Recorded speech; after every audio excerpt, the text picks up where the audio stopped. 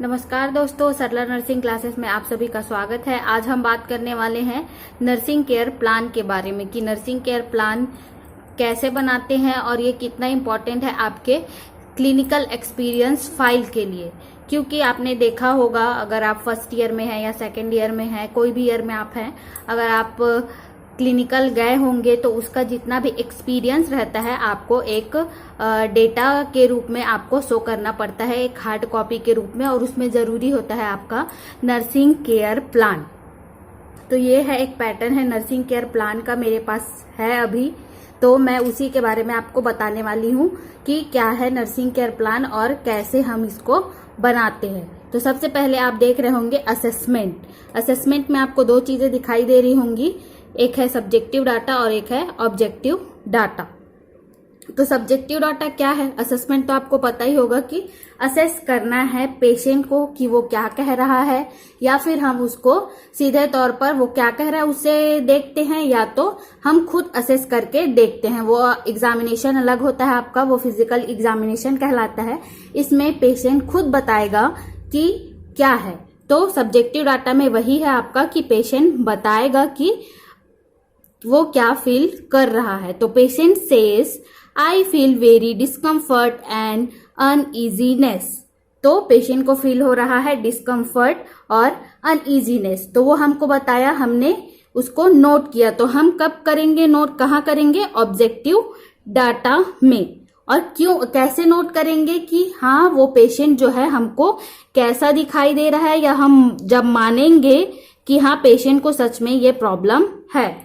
तो वो patient look dull and lethargic and anxious, वो डल दिखाई दे रहा है, बहुत ज्यादा थकान हो रही है उसको, और बहुत ही ज्यादा एंजाइटी में दिखाई दे रहा है। तो हम उसको यहाँ पर ऑब्जेक्टिव डेटा में उसको लिखेंगे कि ऑन ऑब्जर्वेशन करके, क्योंकि हम क्या किए, जब पेशेंट ने हमको कहा तो हमने उसको ऑब्जर्व किया, कि कैसे ऑब्जर्व किया उसको हम लिखेंगे ऑब्जेक्टिव डेटा में। देन है असेसमेंट के बाद आपका डायग्नोसिस। डायग्नोसिस में आपको पेशेंट का डायग्नोसिस नहीं देखना है, आपको देखना है कि अभी अगर जो भी प्रॉब्लम है जो पेशेंट को, उसको आपने कैसे डायग्नोस किया। तो हमने यहाँ पर लिखा है आपका anxiety and fear related to hospitalization. तो पेशेंट को यहाँ पर हमने लिखा था कि patient look dull and lethargic and anxious. तो पेशेंट को क्या है, एंजाइटी है, कहाँ, हॉस्पिटल में वो आया है, हो सकता है पहली बार आया हो, या फिर कुछ भी कंडीशन हो सकती है कि अपने जो बीमारी है या फिर जो पेशेंट को प्रॉब्लम्स चल रही हैं उसकी वजह से उसको एंजाइटी हो रहा हो, तो इसलिए वो डल और लिथार्जिक और एनेक्सियस दिखाई दे रहा है। तो हम उसको anxiety and fear related to hospitalization ये हम लिखेंगे, हमने ये चीज डायग्नोस किया।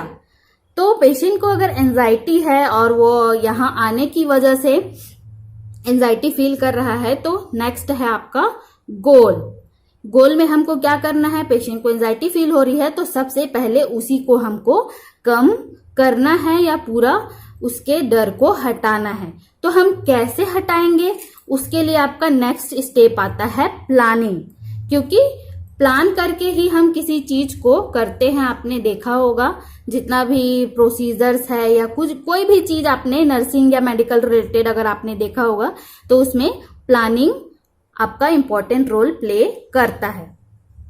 तो प्लानिंग में क्या है, क्योंकि हमको रिड्यूस करना है एंजाइटी को, तो हम प्लान करेंगे। तो प्लानिंग में आपके प्लान है, सबसे first plan assess the general condition of the patient, कि वो कितना डरा हुआ है, कितना उसको एंजाइटी फील हो रहा है, किन किन चीजों से रिलेटेड उसको एंजाइटी फील हो रहा है।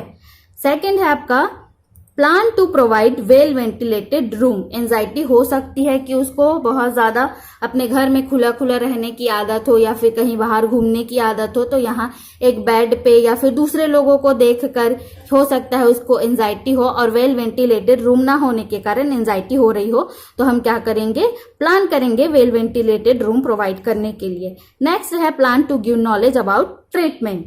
जो ट्रीटमेंट है उसकी जो कंडीशन है उसके अकॉर्डिंग अगर उसको हो रहा है एंजाइटी, तो हम क्या करेंगे, उसके ट्रीटमेंट के लिए नॉलेज उसको प्रोवाइड करेंगे। नेक्स्ट होगा आपका plan to provide comfortable position.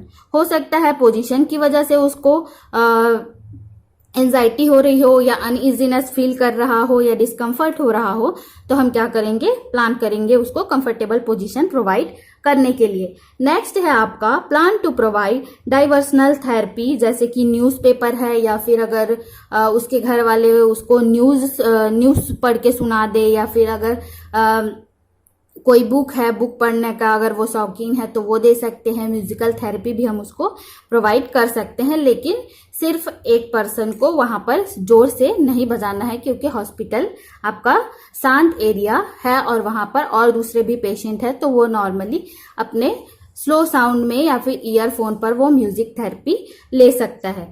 तो ये तो हुआ प्लानिंग। अब हम क्या करेंगे, उसको इम्प्लीमेंट करेंगे। जितने भी प्लानिंग किए हैं उसको हमको करना है। तो वो इम्प्लीमेंटेशन में आता है कि आपने किया या नहीं किया। तो असेसमेंट इज डन, क्योंकि हमको क्या करना था, जनरल कंडीशन को हमको देखना था, तो हमने असेसमेंट कर लिया। देन सेकेंड है आपका कि हमको वेल वेंटिलेटेड रूम प्रोवाइड करना था, तो हमने वो भी किया।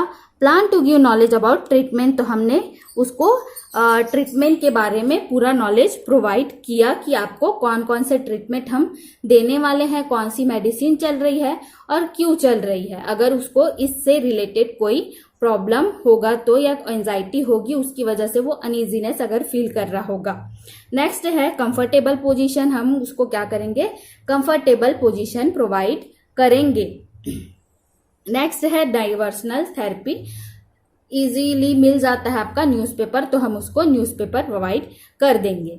नेक्स्ट है कि अगर ये सब चीजें हो रही हैं तो क्यों हो रही है, प्लानिंग किया हमने, उसको इम्प्लीमेंट भी किया, तो क्यों किया, किस लिए किया, कि पेशेंट का कौन सा चीज चेंज हो जाए। To provide baseline data for a care of the patient, क्योंकि हमको पेशेंट का बेसलाइन डेटा लेना था ताकि हम पेशेंट का आगे भी उसी तरीके से केयर कर सके, उसको कौन कौन सी चीजों से अनइजीनेस या एनेक्सियस फील हो सकता है। नेक्स्ट है टू रिड्यूस एंजाइटी, एंजाइटी को रिड्यूस करने के लिए हमने किया। देन था फॉर बेटर ट्रीटमेंट, क्योंकि एंजाइटी अगर रहेगा तो पेशेंट बार बार डरेगा, उसके कारण से वो एरिया उसको अच्छा नहीं लगेगा और वो ट्रीटमेंट कराने के लिए भी आना यहाँ पसंद नहीं करेगा। तो उसको हॉस्पिटल फ्रेंडली बनाने के लिए हम क्या करेंगे, बेटर ट्रीटमेंट प्रोवाइड करने के लिए हमने ये सब किया है। नेक्स्ट है आपका रिड्यूस फियर एंड एंजाइटी, मैंने पहले भी ये वर्ड यूज किया है, टू रिड्यूस एंजाइटी और फियर एंड एंजाइटी, ये सब चीजें आप रिड्यूस करने के लिए करेंगे। तो रैशनले में आपका वही आएगा कि आपने ये जो प्लानिंग और इम्प्लीमेंटेशन है या फिर गोल है, डायग्नोसिस है, असेसमेंट है, ये क्यों किया, तो पेशेंट को पूरा आपको ठीक करने के लिए और हॉस्पिटल फ्रेंडली बनाने के लिए किन किन चीजों का हमने यहाँ पर यूज किया है, उसको हमने क्यों किया, ये दर्शाना जरूरी है।